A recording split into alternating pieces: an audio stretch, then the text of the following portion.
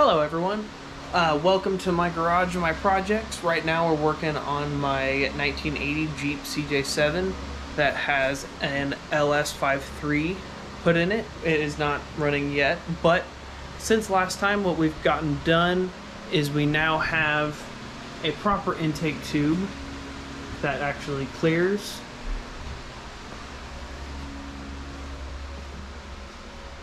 We did get the wheel put back on. Of course, new radio for the tunes. And today we're going to be putting in our washer motor washer pump rather, for our windshield. So I guess without further ado, let's get to it.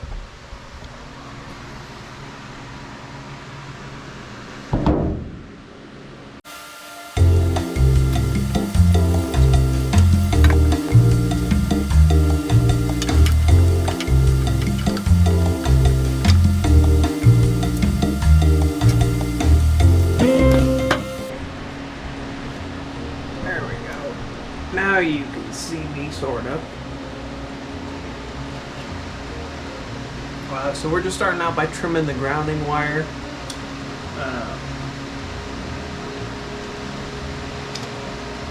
And getting it prepped so we don't have to do that while it's actually in place, because that's a pain in the ass. Sorry, pain in the rear.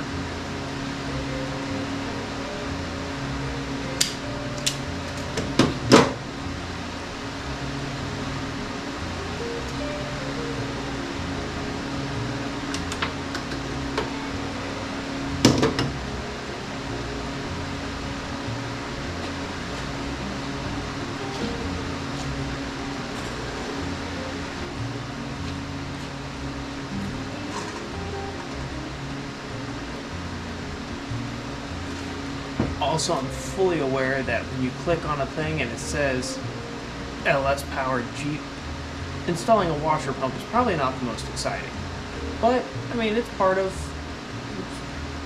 the deal. Got to get every single last little thing done, taken care of.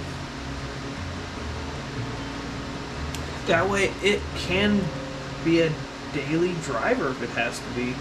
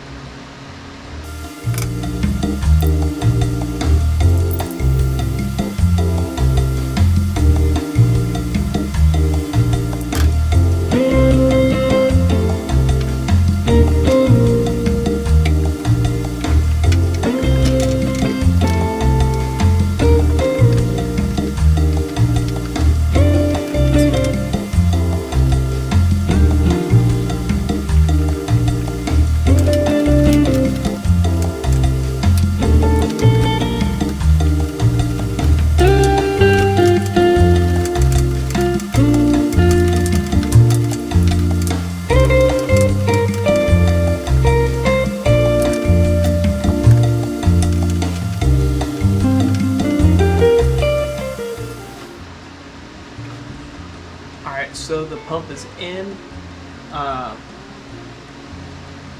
It was actually fairly quick, just 2 screws. I just got to do the wiring, which is all of 2 whole wires, 1 ground, and then obviously the power from our switch. And then I think we can get ready to mount our reservoir and run our hose for it.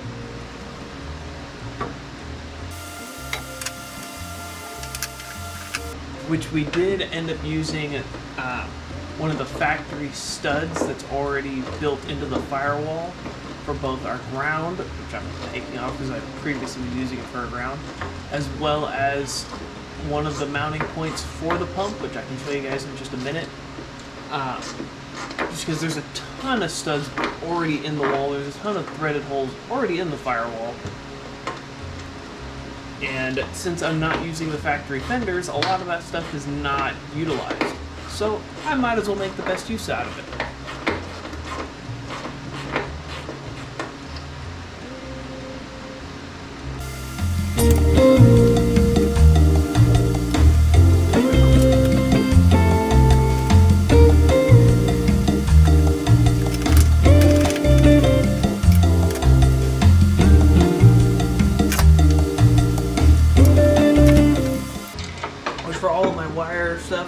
been using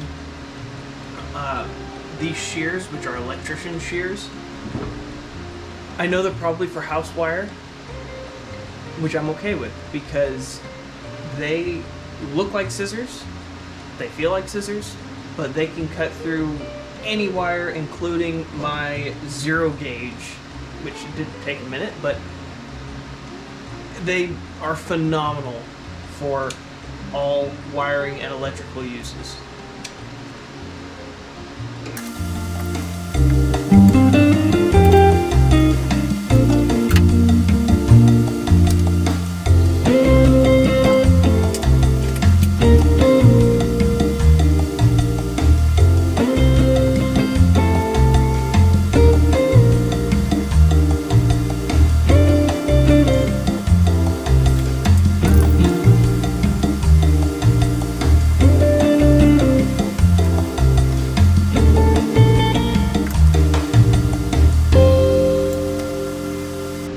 And there we are. Wiring's done. Super quick, super easy. Just 2 wires. Alright, so we got our washer pump in place. It seems to be good. I checked the ground, everything's fine. Now we've got to install our reservoir, which I'm kind of cheating in a way because I ended up using, so I put this for coolant, which is just a generic universal, I think it's a 2 liter or 1.5, I don't recall. Did some little bits of customization on it because why not? We are going to be using the exact same thing except for capped off on the hole, the other tube for where the coolant would normally drain out of. We don't want that because this isn't for coolant. This is for washer fluid. So we're going to move right into that, and then we can op test the whole system, and then that just gets us one step closer to when I have time I can actually get to the exhaust and get to getting this thing down the road. But no, we're going to throw you guys back up to where the camera was and keep on pushing.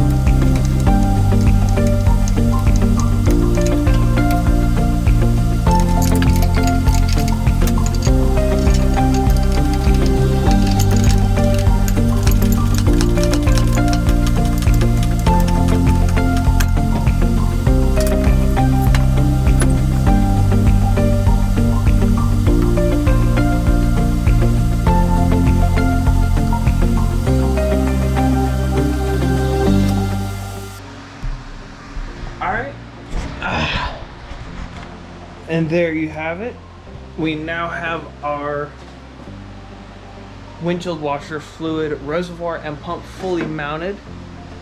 I don't know if you could see earlier, but our angle is it is tucked away as far back in the corner as possible. And of course, we have our very custom, very perfectly placed cap. So that's our reservoir. Our pump is buried right underneath it, which is really hard to see, but it's down there. So I'm gonna go find some type of cleaner and water and fill this bad boy up and see what happens. Alright, let's see if it works. I know that the nozzles are not aimed properly and it's probably gonna miss the window completely, but we're gonna see if we got it to work.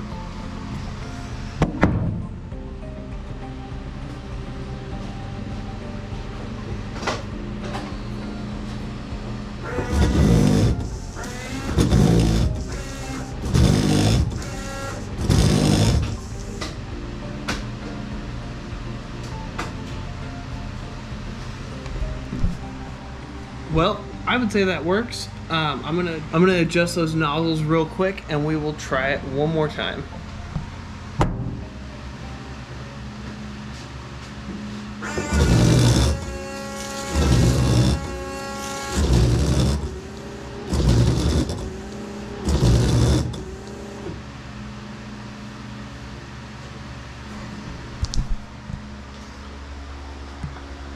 I know it is super exciting stuff to see all that work just to make OEM Jeep nozzles that are 30, 40 something years old work again, but it actually took a lot of time and effort